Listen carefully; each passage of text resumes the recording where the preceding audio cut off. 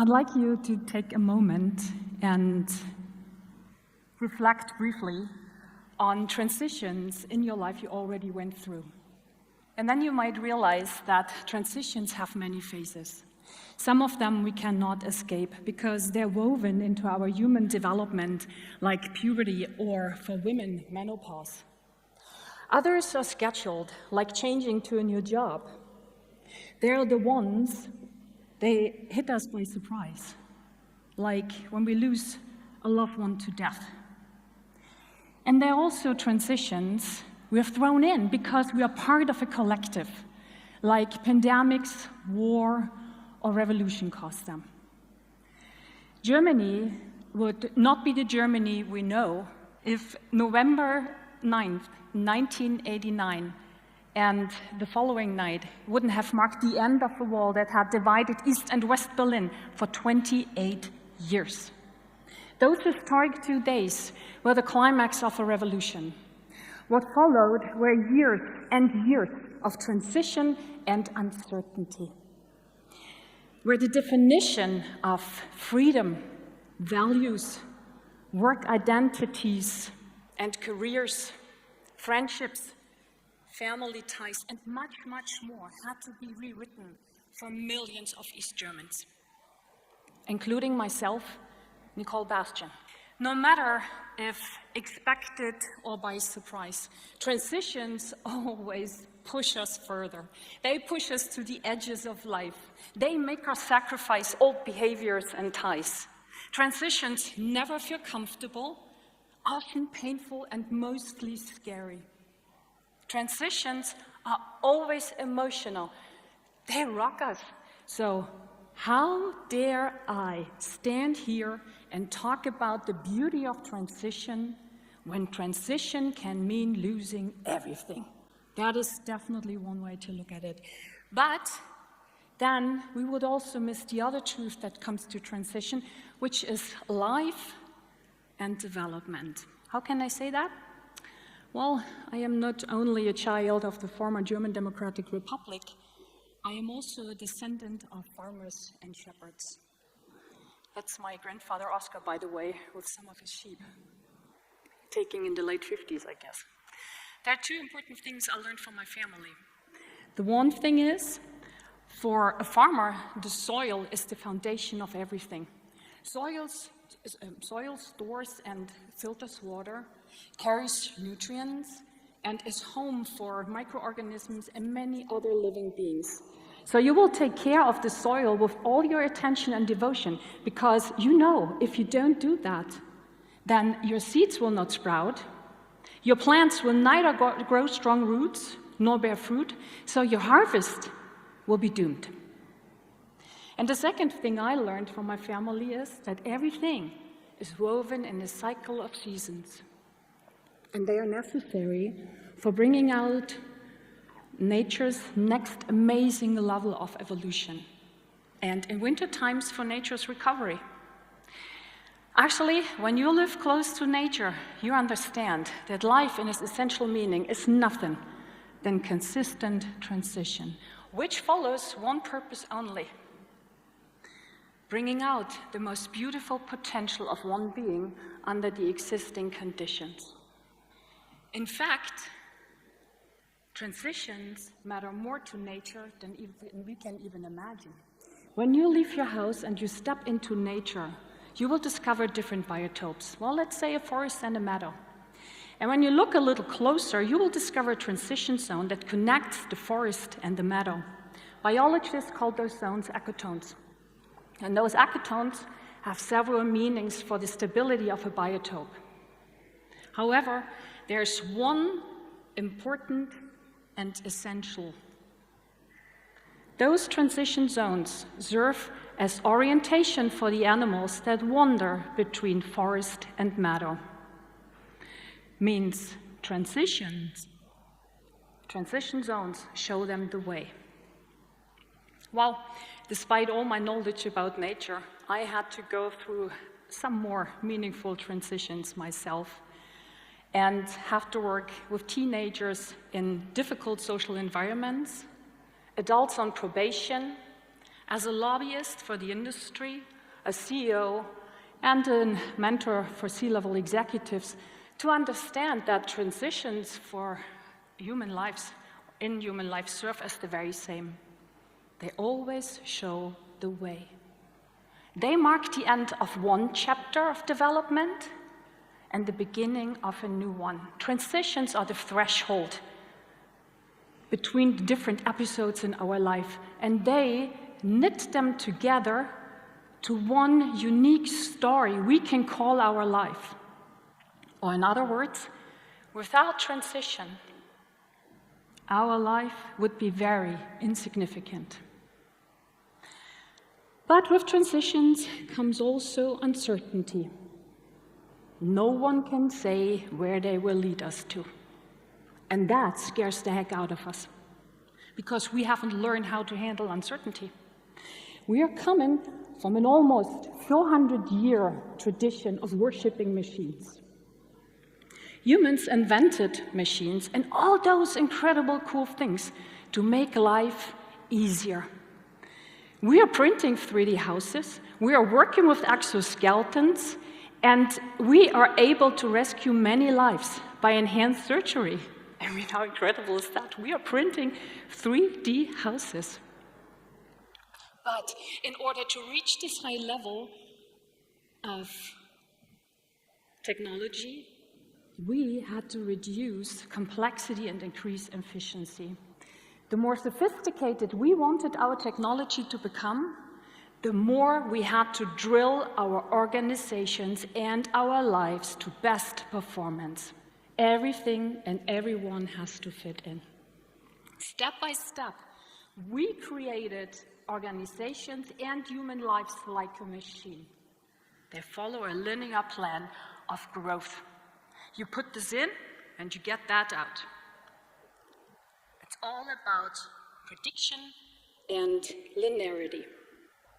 From this point of perspective, transitions are an unpleasant disturbance to this well-oiled machine, because you cannot say, neither in their course or outcome, what will happen. There's always this little rift of unpleasant uncertainty that could spoil the desired success. But we are smart as humans, so we invented strategies and processes to put a stop to that. Everything and everyone has to fit in the processes. So we put transition under control, or we call it change management. But here's the thing. The price we paid for being so successful is that we forgot being human. But humans are no machine. We are just not a linear operating system. We act in terms of context, and we are bound to our emotions, and emotions are not manageable. There is no such thing like, listen up here, I don't like your attitude, and I want you to reduce your weekly hissy fit by at least 30%. Did you understand? Yes, ma'am. Well, that ain't happen. So, in order to get out of this hamster wheel, we have to understand that humans are not following a linear program like your computer does. There is an update available. Do you want to install it now or schedule it for later? Remaining time, 12 minutes. No one can say when the exact next time for transition will be. Neither can we say where they will lead us and what or how they will change us. But we can create conditions. They support our regeneration, our awareness, our learning, and our integration. And from that, we can adapt to changes easier and glide easier through transition. So if you expect the next fancy tool right now, right here, or better, giving you the pill that would put an end to that everything would be fine, I have to say, I'm sorry. It is about something way more important. It is about that we relearn how to pay respect to ourselves. It is about becoming human again. Like a farmer is taking care of his ground as the foundation of everything, we need to take care of our human foundation. Out of that, a biotope emerges, where change can happen easier. How does that work? Well, here's the quintessence that works for me and for the clients I work with, and what helps them to build their biotope of change. Breaks. Stressed people tend to repeat old behavior patterns, and that keeps them put. They're just not able, they don't have the capacity and the strength to open up for new possibility, which would help them to move on. It's a bit like the donkey who is having the carrot in front of its nose and it's following this carrot. I need to prepare for the TED Talk. I need to prepare for the TED Talk. I have to do my next task. I also call it the zombie mode, because you're just like, TED Talk, TED Talk. We don't see anything else. And that's why our breaks so important, because what we are doing is we are recharging our batteries, we are settling our thoughts and emotions, and by the way, we're also sending a signal to our brain, hey, I'm serious, I want to change something, okay, got it. And then, all of a sudden, the more we take the little breaks, not the, I got my next vacation in 30 days, I'm good, I'm fine. The little breaks every day, the more we do that, the more we get calmer and open up for new possibilities. So breaks, physical and mental breaks, are no mumbo jumbo. They're desperately needed for us in order to open up. So, in order to adapt quicker, we need to slow down first. And that leads us right to the inner work. The smallest unit of a biotope of change are we humans. So how can we actually put any hand on organizations or communities if we are not even able to change? How can we do that? We are the ones who want to create future. How can we create a different future if we are not changing in our thinking, in our feeling, and in our actions? So we have to do the inner work. And I'm honest, that's the messy part here. Because once you get in that, you realize how much trash you're actually carrying around. It's hidden in triggers. Someone does something, and then all of a sudden you have the perfect answer right away, in a split of a second. If you know that from your own behavior, well, that is the trigger. Here's the good news. If you find such a trigger, congratulations, you found pure gold. Because the more you get in the trigger and you resolve the triggers, the more you really go in and open up for new possibilities, means for new thinking, for new actions. And that leads us to awareness. Breaks and inner work, they are fostering our self-awareness. And from that, system awareness can happen. Transitions never come blindsided. There are many cues along the way. We just don't want to be them true. Then we say, oh, I didn't see this come in. A good indicator are dissonances. But not each dissonance automatically leads to transition. A good way to get in the dissonances is that you study your environments. Look at nature. Look at the people around you, children, your team, how quote unquote unimportant people do their job and build up their relationships. Talk to them, why they do that, why they build up the relationships. And the more you study that, how they do the relationships, the more you collect ideas of what could be the patterns for the system, for my environment I'm sitting in here. And the more you study the relationship, something else is coming up. You will realize that relationships are the foundation of each living system, like organizations, by the way, families too. It's not the numbers, the financial report that indicates the health of an organization. It is the quality of relationships. So no matter how uncomfortable it appears for you, try to put as much effort as any possible in studying, building, and maintaining relationships. Out of there, prosperity can happen. Emotions are part of us humans. And fear is a very powerful emotion. I know how uncomfortable fear feels. But don't deny it. Don't deny that you can be afraid or that you are afraid. And it's okay to feel weird about that you feel afraid. The way out of that is getting in this emotion, not by feeding the drama, but by feeling the feeling and being aware about this feeling. Well, breakthroughs come when they come. No one can say when. So it doesn't make sense to throw his fit like, I want this done. It should be done by Monday.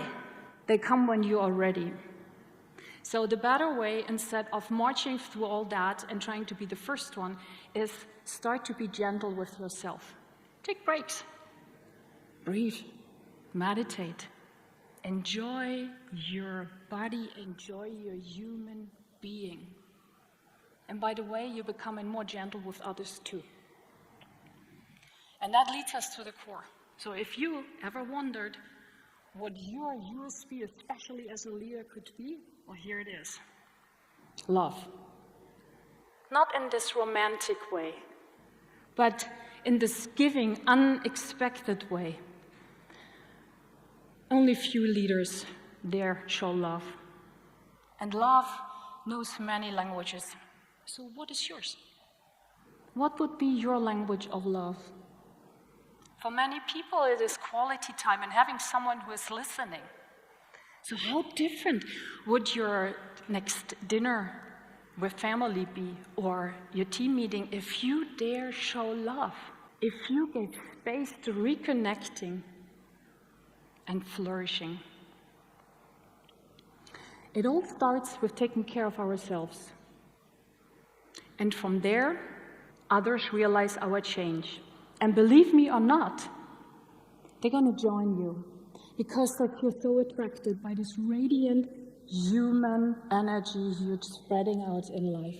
So your biotope, you build it up yourself, just for your little cell, you as a single human being. Your biotope will become bigger, stronger, and more fertile. And from there, the beauty that transition holds emerges. Creativity and prosperity, life and development in its purest. You're skeptical? Well, you probably never tried. All it takes is this one moment to dare. So my final question to you guys is, are you ready to dare? Thank you for sharing this special moment with me. Thank you.